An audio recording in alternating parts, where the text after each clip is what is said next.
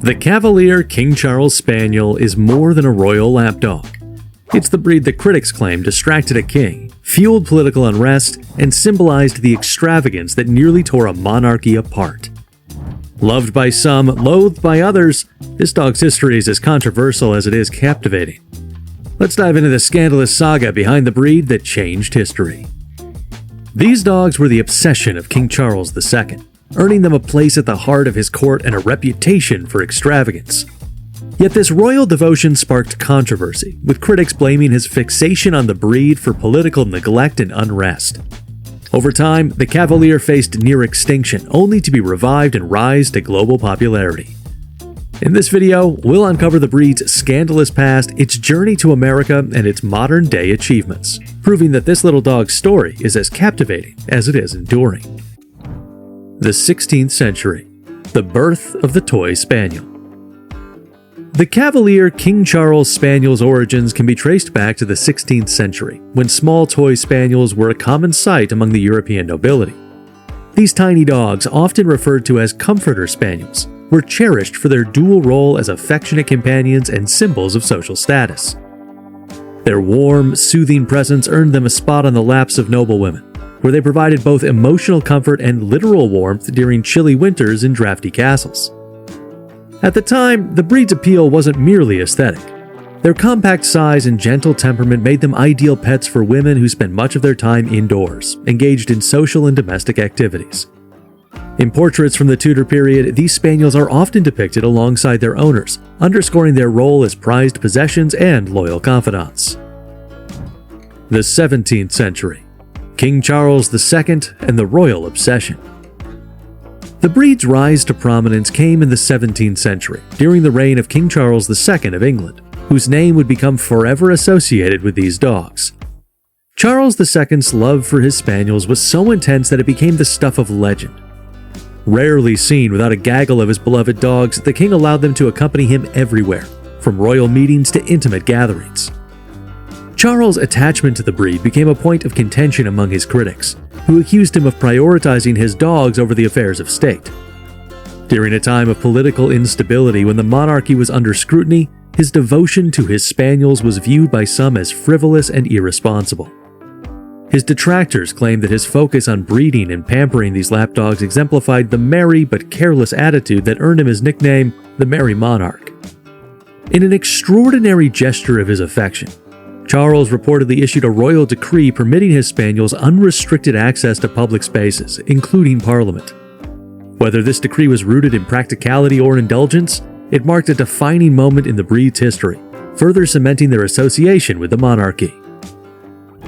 The 18th century, the rise of the Blenheim Spaniel. In the century following Charles II's death, the spaniels associated with his court continued to evolve.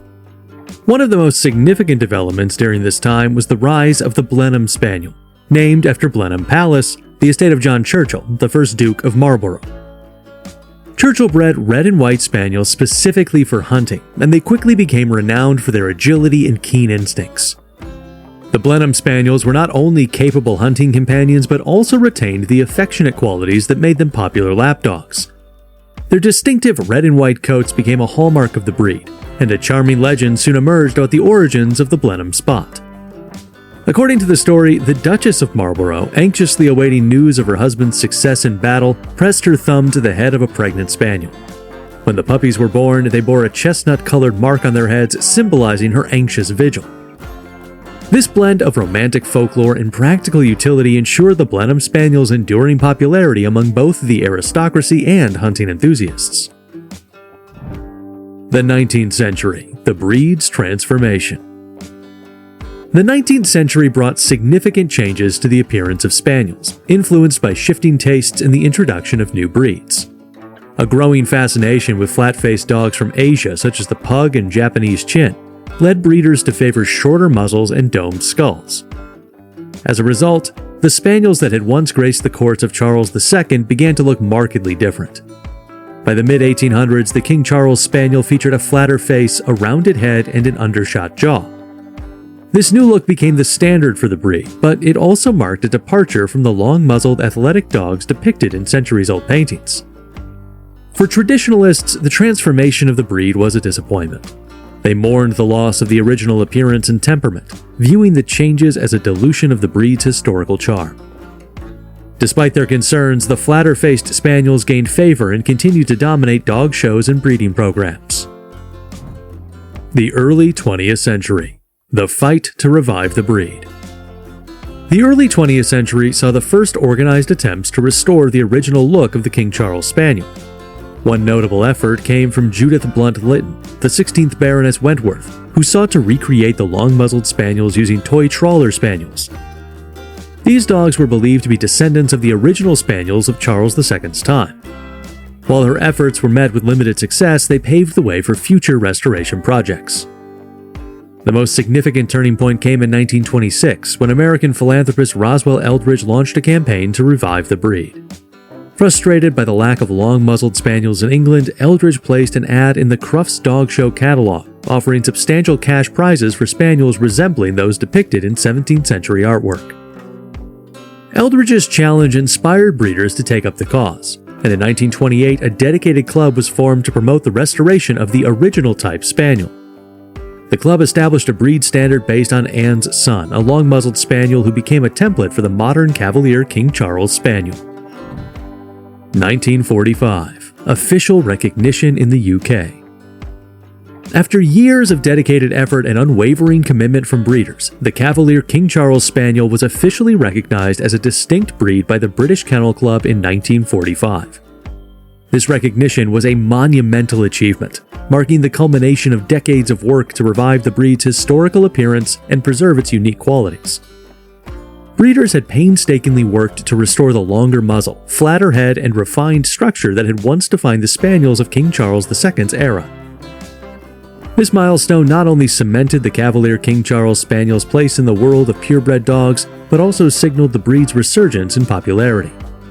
Almost immediately, the breed began to attract attention, not only as a show dog with undeniable grace and elegance, but also as a loving family companion. Its regal bearing, combined with a playful and affectionate temperament, made it stand out among other breeds, appealing to both experienced dog owners and newcomers alike. The recognition allowed the breed to compete in prestigious dog shows across the UK, where its beauty and charm won over judges and audiences.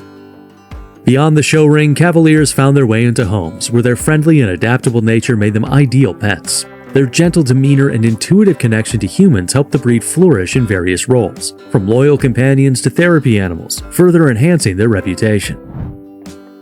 1996. Recognition in the United States. The Cavalier King Charles Spaniel's journey to America began in the mid-20th century when a small but dedicated group of enthusiasts introduced the breed to the United States. These early adopters were captivated by the breed's charm, intelligence, and gentle demeanor, and they worked diligently to establish it in a new country. Despite its rich European heritage and storied royal connections, the breed faced challenges in gaining recognition, as its numbers were initially small and public awareness was limited. In 1956, the first Cavaliers were imported to America, primarily by Sally Wood and Aileen Wood, who spearheaded early breeding efforts. Their work set the foundation for the breed's growth in the US, and over the years, a network of breeders and enthusiasts began to promote the Cavalier's unique qualities. These early advocates aimed to preserve the breed's standards while increasing its visibility and appeal. A major milestone came in 1996 when the American Kennel Club officially recognized the Cavalier King Charles Spaniel as its 140th breed. This achievement was the culmination of decades of work by breeders and fans who sought to establish the Cavalier as a beloved and respected breed in the United States. AKC recognition brought the breed into the national spotlight, allowing it to compete in prestigious dog shows and events and introducing it to a wider audience. The AKC's recognition also provided a platform for establishing clear breed standards and guidelines for responsible breeding. This ensured that the Cavalier's health, temperament, and physical traits were preserved as its popularity grew. With its royal heritage, affectionate nature, and adaptability, the Cavalier King Charles Spaniel began to earn its place as a cherished companion in American households. Modern Cavalier King Charles Spaniels. Today, Cavalier King Charles Spaniels are celebrated for their endearing personalities, intelligence, and adaptability. They come in 4 distinct color patterns. The first is Blenheim, which features red and white, while tricolor comes with black, white, and tan. On the other hand, Ruby showcases a solid red, and finally you have the black and tan. Beyond their physical beauty, Cavaliers excel in a variety of roles. They are often used as therapy dogs, bringing comfort to hospitals and nursing homes, and they continue to shine in competitive dog shows and agility trials. Their gentle temperament and love for human interaction make them one of the most versatile and beloved breeds in the world. In terms of popularity, the American Kennel Club, AKC, ranked the Cavalier King Charles Spaniel as the 18th most popular dog breed in 2018. By 2020, the breed had risen to the 17th position. This upward trend reflects their growing appeal among dog enthusiasts. In the show ring, Cavaliers have made notable achievements. For instance, in 2019, a Cavalier named Chester won his breed at the Westminster Kennel Club Dog Show, advancing to the semifinals where he was sadly eliminated.